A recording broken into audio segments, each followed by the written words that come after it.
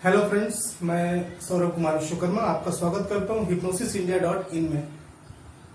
यहां हम आज सम्मोहन के बारे में कुछ चीजें समझेंगे। सम्मोहन या सम्मोहन चिकित्सा एक बहुत पुरानी विधि है, भारत की प्राचीन विधि है, जिसका विदेशों में भी प्रामाणिक रूप से प्रयोग किया गया और इसके अच्छे परिणाम देखे गए। तो सबसे पहले समझते हैं सम्मोहन क्या है। तो सम्मोहन एक ऐसी विधि है जिसमें मनुष्य के मस्तिष्क या मन के साथ प्रयोग किया जाता है। सम्मोहन, मोहन के समान हो जाना बोल सकते हैं। अंग्रेजी में कहते हैं हिप्नोसिस। हिप्नोसिस एक्चुअल में हिप्नोस वर्ड से बना है। हिप्नोस ग्रीक में जो नींद की देवी है उसको जाना जाता है। सबसे पहले हिप्नोसिस की शुरुआत जो हुई थी फॉरेन में, वो डॉक्टर एंटन मेस्मर ने की थी। डॉक्टर मेस्मर के बाद डॉक्टर मेस्मर ने अपने नाम के अकॉर्डिंग इसे मेस्मरिज्म नाम दिया। बाद में आगे चलकर डॉक्टर जेम्स ब्रेड ने इसे आगे बढ़ाया और अच्छे से समझा तो उन्हें पता चला कि मेस्मरिज्म में जिन चीजों का प्रयोग डॉक्टर मेस्मर ने किया था, एक्चुअल में उनकी जरूरत के बिना ही अगर हम सामान्य नींद को सम्मोहन की नींद में परिवर्तित कर दें तो वो सारे प्रभाव ग्रहण किए जाते हैं। डॉक्टर मेस्मर क्या करते थे, रोगियों को छूकर उनके रोगों को ठीक कर देते थे। उनका मानना था कि हर व्यक्ति के शरीर में प्राणी चुंबकत्व होता है। इसको उन्होंने एनिमल मैग्नेटिज्म नाम दिया। तो इसके लिए उन्होंने एनिमल मैग्नेटिज्म का यूज किया, लेकिन बाद में डॉक्टर जेम्स ब्रेड ने जब समझा इसे अच्छे से तो उनको ये बातें समझ में आई कि वास्तव में ये एनिमल मैग्नेटिज्म के कारण ना होकर ये जो नींद पेशेंट को दी जाती है उसके कारण वो ठीक होता है। तो सम्मोहन को समझने के लिए सबसे पहले मनुष्य के मन को समझना जरूरी है। सम्मोहन क्या होता है? सम्मोहन एक ऐसी विधि है जिसमें व्यक्ति को ऊपरी मन को सुला दिया जाता है और उसके आंतरिक मन, अवचेतन मन या फिर सबकॉन्शियस माइंड जिसे हम कहते हैं, उसमें सजेशंस को प्रोग्राम किया जाता है। जैसे अगर हम किसी चीज को समझते हैं तो सबसे पहले समझते हैं माइंड, ब्रेन और बॉडी के बीच में क्या कनेक्शन होता है। माइंड, ब्रेन और बॉडी अर्थात मन, मस्तिष्क और शरीर। मन, मस्तिष्क और शरीर। हमारे शरीर में कोई भी बीमारी होती है, परेशानी होती है या फिर कुछ भी हरकत हम करते हैं, हाथ पैरों को हिलाना, चलाना, तो ये सब कुछ ऑर्डर ब्रेन के द्वारा प्रोवाइड किया जाता है, तब शरीर वर्क करता है। लेकिन ब्रेन को ऑर्डर दिया जाता है माइंड के द्वारा और माइंड के बाद फिर ब्रेन को ऑर्डर दिया जाता है माइंड के द्वारा और ब्रेन फिर बॉडी को एडजस्ट करता है। तो यहाँ पास कोई भी चीजें होती हैं, जैसे अगर हम मान के चलें कि हमारे मन में जो अच्छे विचार या बुरे विचार आते हैं उनका शरीर पर कैसे प्रभाव पड़ता है, तो इसको हम समझ सकते हैं कि एक एकदम स्वस्थ व्यक्ति है, पूरी तरह स्वस्थ व्यक्ति, कोई बीमारी नहीं है, उसके मन में अगर एक विचार प्रवेश कर जाता, अचानक से फोन आया कि उसके लड़के का निधन हो गया या कोई बुरी घटना उसने सुनी, तो जो बॉडी पूरी तरह से स्वस्थ थी वो बीमार हो जाएगी। इवन हार्ट अटैक की घटनाएं भी आ जाती है, हृदय चलना रुक जाएगा, शॉक। तो जो शरीर पूरी तरह से स्वस्थ था वो रुक कैसे गया, वो डेथ कैसे हो गई, उसकी मृत्यु कैसे हो गई, ब्रेन ने ऐसा क्या ऑर्डर दे दिया। तो माइंड में जो थॉट चले उस थॉट के अकॉर्डिंग ब्रेन ने बॉडी को वैसे आदेश दिए और बॉडी ने वैसा रिस्पॉन्स किया। वैसे ही अगर बहुत ज्यादा फीवर या बीमार कोई व्यक्ति पड़ा हुआ है तो उसका ब्रेन बोल रहा है कि वो उठ के नहीं चल सकता, वो शरीर, उसका मस्तिष्क बोल रहा है कि शरीर चलने के लायक नहीं है। लेकिन माइंड में एक थॉट आपने इंसर्ट किया कि आपकी 2 करोड़ की लॉटरी लग गई है, तो उसका जो शरीर होगा उसको मन आदेश देगा कि अब शरीर को चलना जरूरी है जिससे कि आप उस धन को प्राप्त कर सको। तो इसी प्रकार जब हम सम्मोहन को समझते हैं तो हमें मन, शरीर, मस्तिष्क और शरीर तीनों की क्रियाविधि को समझना जरूरी होता है। तो मन में अगर हम देखें तो मन के 2 प्रकार होते हैं या मन की 3 स्थितियां हम कह सकते हैं कि सबसे ऊपर जो होता है हमारा उसे हम कहते हैं चेतन मन, बीच में जो होता है उसको हम कहते हैं अवचेतन मन,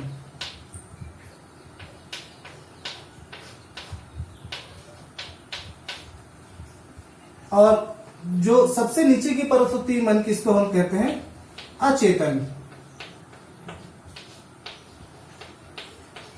इंग्लिश में कहें तो conscious mind, subconscious mind, unconscious mind. Conscious, subconscious, unconscious. तो जब हम मन को समझना चाहते हैं तो हमको कंप्यूटर को समझना जरूरी होता है। कंप्यूटर, जिस तरह हम कंप्यूटर में देखते हैं कि कंप्यूटर की एक हार्ड डिस्क है, मान लीजिए 1 TB की हार्ड डिस्क है, ओके, उसमें कुछ रैम होगा, कुछ रोम होगा। तो रैम और रोम की तरह ही हमारे माइंड में भी चीजें होती हैं। जैसे रैम जो होता है, रैंडम एक्सेस मेमोरी, कंप्यूटर में उसका काम होता है कि जो क्रियाएं चल रही हैं कंप्यूटर में उसको वो ऑन स्पॉट लोड करके रखता है। इसी तरह हमारे कॉन्शियस माइंड का काम होता है, चेतन का मन का काम होता है।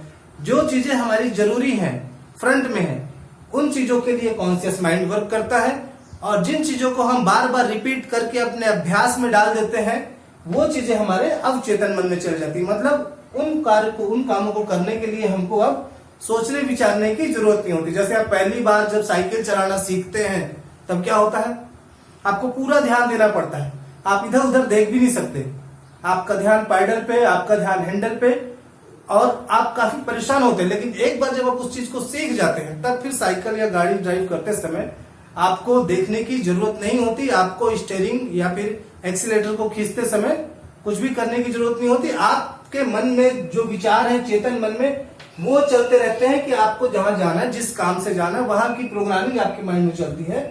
जबकि जो आपका अवचेतन मन है, जो आधा जागा या आधा सोया के बीच का मन है, वो उन चीजों को करते रहता है। अब यहाँ पास कुछ चीजें आती है अचेतन मन की। तो अचेतन मन, अनकॉन्शियस माइंड, मतलब वो क्रियाएं जिनके लिए हमारे अवचेतन मन की भी जरूरत नहीं, जो हमारे सोए रहने पे भी चलती हैं। जैसे हृदय का धड़कना, सांसों का चलना, ब्लड का बहना। तो ये सारी चीजें अनकॉन्शियस माइंड इनको रन करता है। तो अवचेतन मन का जो हिस्सा होता है वो लगभग 90% के आसपास होता है, और चेतन मन का हिस्सा जो होता है वो लगभग 10% के आसपास होता है।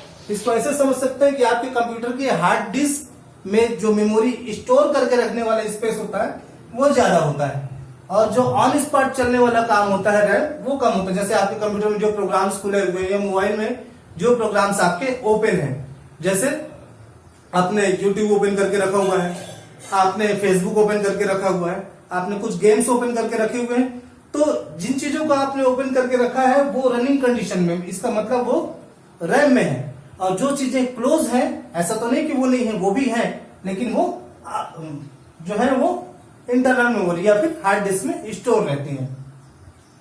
तो सम्मोहन में हम इस 10% वाले मन या इस चेतन मन को एक कृत्रिम नींद प्रोवाइड करते हैं, कृत्रिम नींद प्रोवाइड करते हैं, जिससे ये चेतन मन सो जाता है।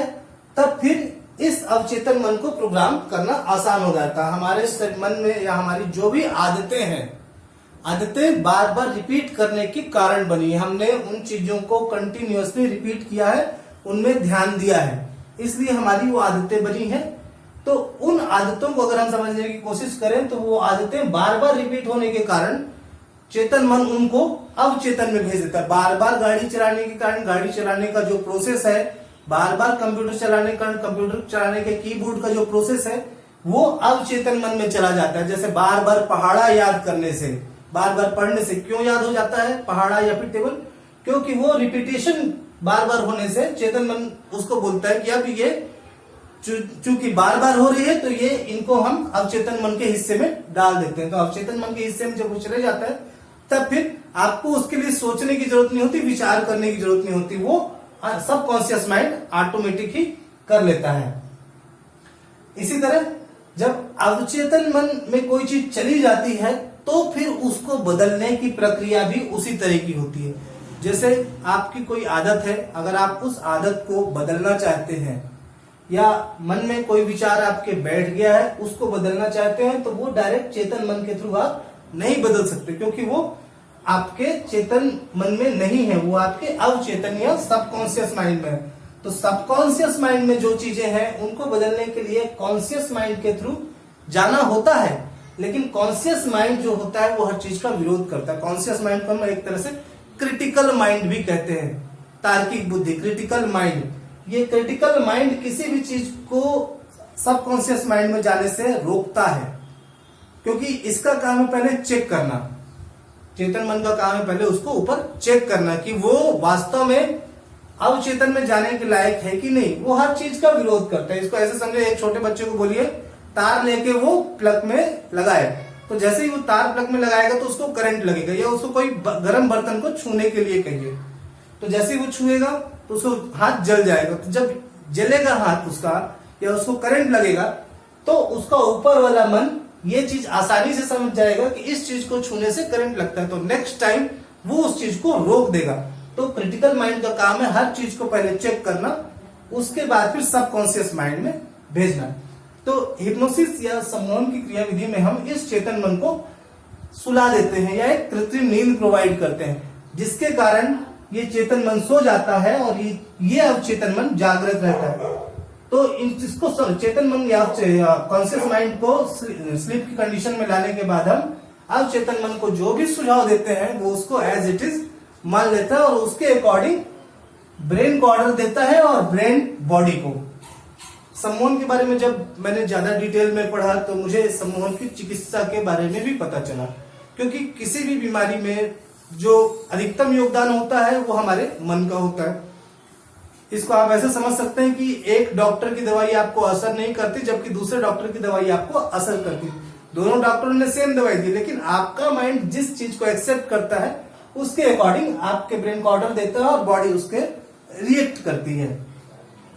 इसीलिए जो हमारा माइंड है वो एक्चुअल में पूरी तरह से हमारे ब्रेन और बॉडी को ही कंट्रोल करता है। नेक्स्ट पार्ट में हम समझेंगे सेंसेस के बारे में, जैसे कि जो हमारे बॉडी के सेंसेस हैं वो किस तरह से वर्क करते हैं और उनके ऊपर किसका कंट्रोल होता है। ज्यादा जानकारी के लिए आप hypnosisindia.in वेबसाइट में विजिट कर सकते हैं और वहां पर हिप्नोसिस से रिलेटेड बुक्स को परचेज कर सकते हैं। लिंक जो है वो डिस्क्रिप्शन में दिया हुआ है।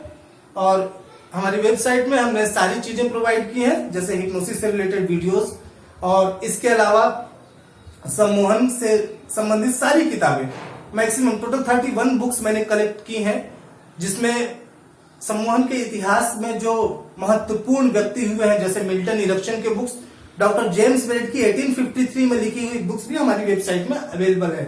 1850 में जो जेम्स ब्रेड ने बुक्स लिखी थी हिप्नोसिस के ऊपर, जब उन्होंने समझा कि मेस्मेरिज्म को हिप्नोसिस में कैसे कन्वर्ट किया गया या मेस्मेरिज्म को उन्होंने हिप्नोसिस नाम दिया, तो जहां से शुरुआत हुई उस राइटर की बुक भी हमारी साइट में अवेलेबल है।